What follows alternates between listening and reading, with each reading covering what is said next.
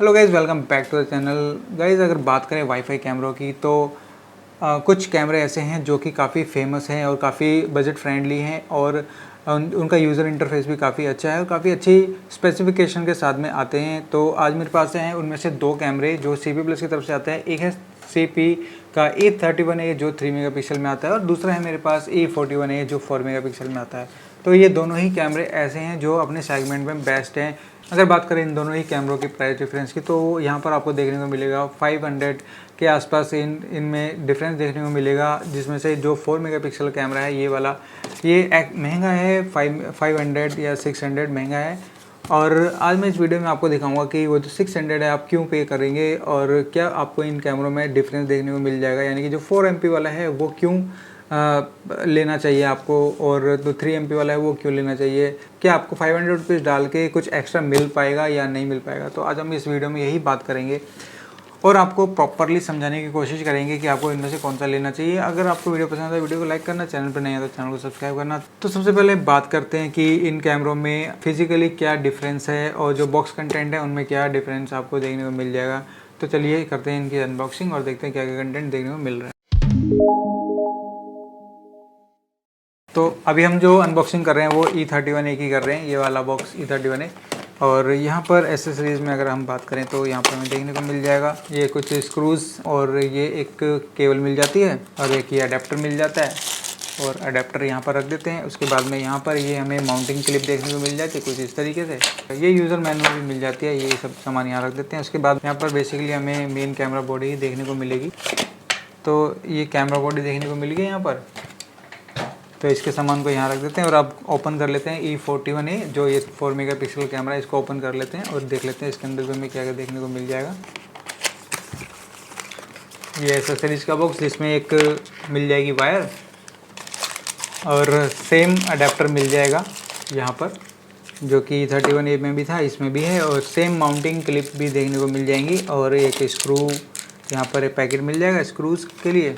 जो main camera body है वो यहाँ पर भी एक यूज़र मैनुअल गाइड मिल जाएगी देखने को। और यहाँ पर आ जाता है ये कैमरा। तो यहाँ पर आप देख पा रहे हैं बॉक्स कंटेंट जो देखने को मिलते हैं लगभग सेम मिलते हैं दोनों में। ये E31A है और E41A यहाँ पर, ये 4 MP में, ये 3 MP में।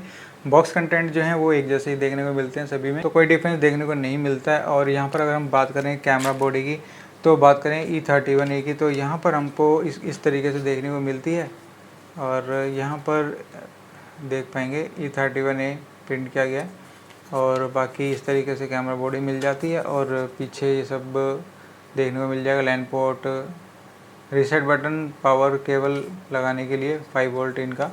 और यहाँ पर मिल जाएगा आपको कैमरा लेंस और नीचे मिल जाएगा आपको मेमोरी कार्ड लगाने के लिए।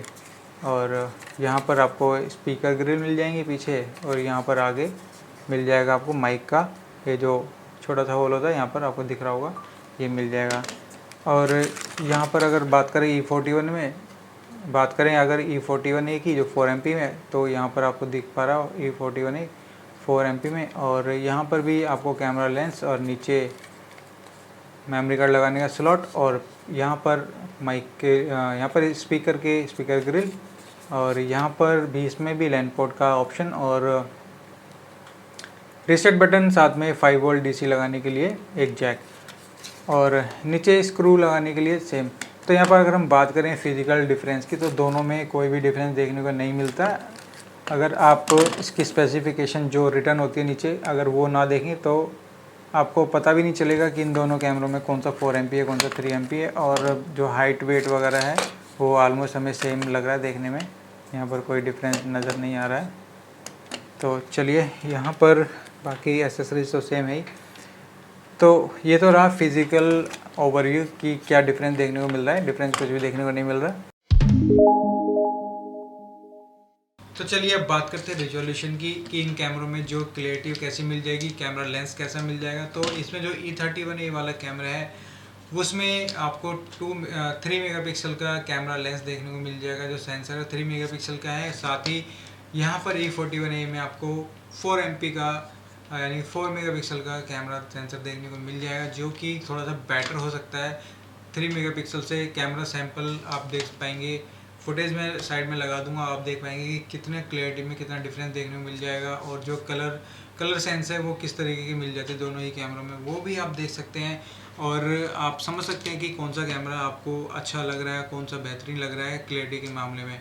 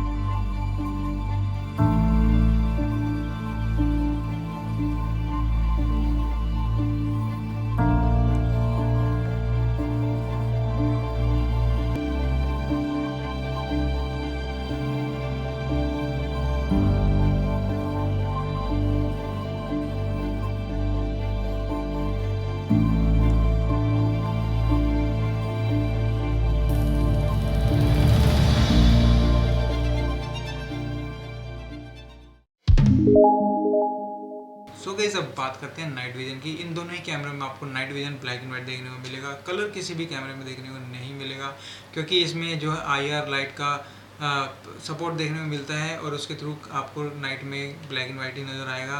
लेकिन इन दोनों में से ज़्यादा क्लियर विजन किसका है नाइट विजन में, वो भी आप देख पाएंगे। मैं डेमो आपको वहाँ पर दिखा देता हूँ। सो गाइस यहाँ पर आप देख पा रहे हैं कि नाइट विजन इसका ऑन हो चुका है। तो दोनों ही कैमरों में आपको 6 LED नाइट विजन वाली मिल जाती हैं, 3 इस साइड 3 उस साइड, ऐसे ही उसी में मिल जाती हैं।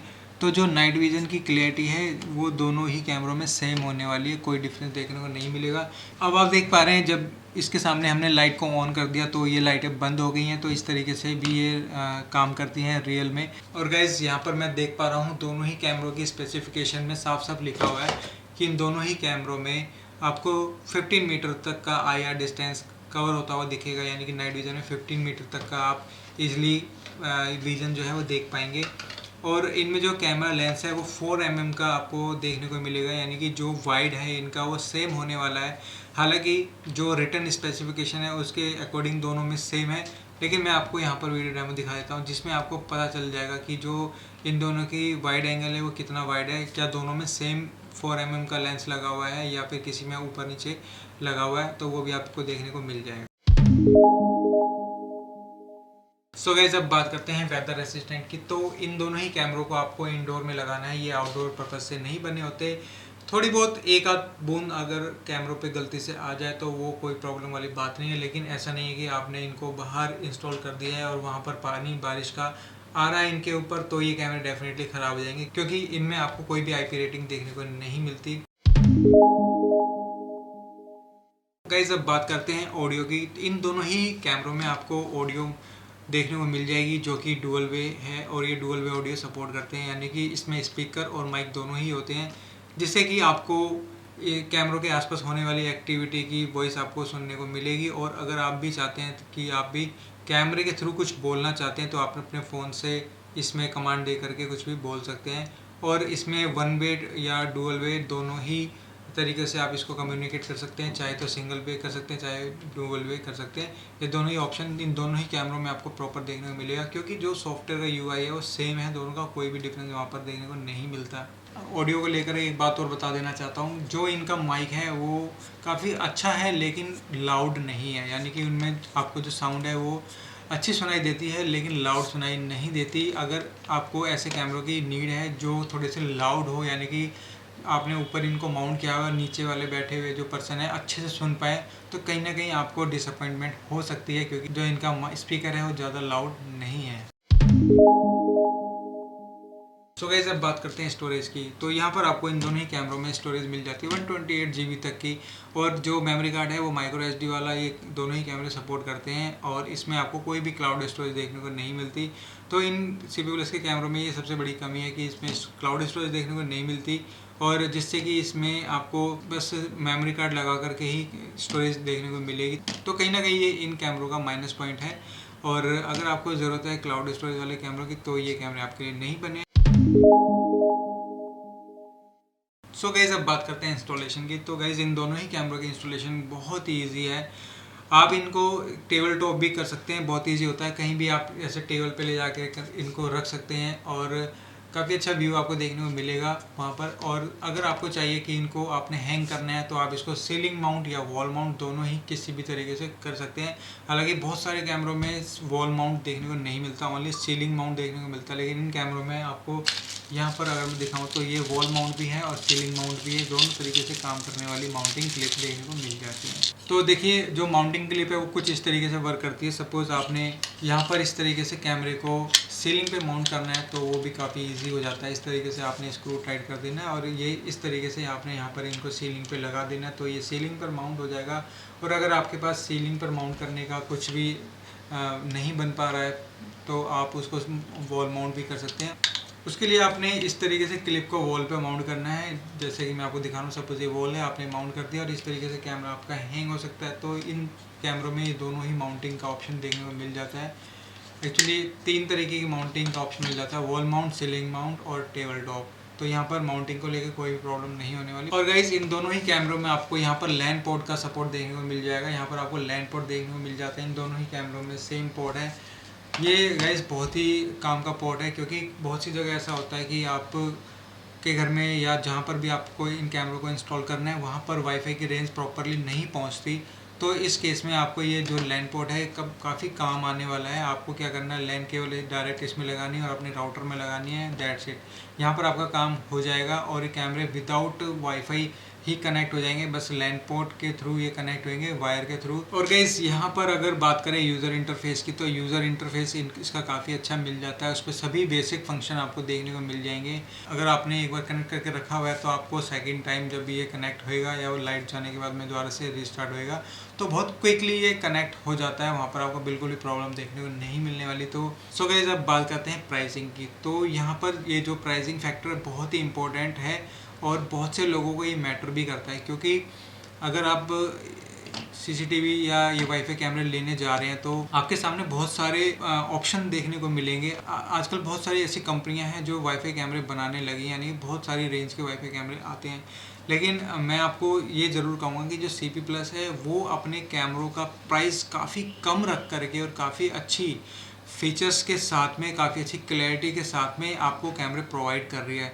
तो जब भी आप वाईफाई कैमरे लेने जाए तो CP प्लस के इन कैमरों को ज़रूर कंसीडर करें, और ये कैमरे अपने आप में काफ़ी बेहतर हैं। मैं इनको काफ़ी टाइम से यूज़ कर रहा हूँ, और इनका जो रिव्यू है मेरी नज़र में काफ़ी अच्छा है।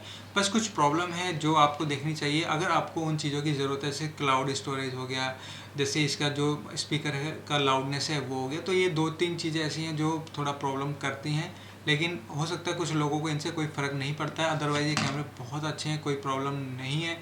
और जो इनकी प्राइसिंग है तो वो मैं बता दूं, जो E31A है जो 3 मेगापिक्सल में है वो आपको ऑनलाइन 2000 रुपीज़ में देखने को मिल जाएगा।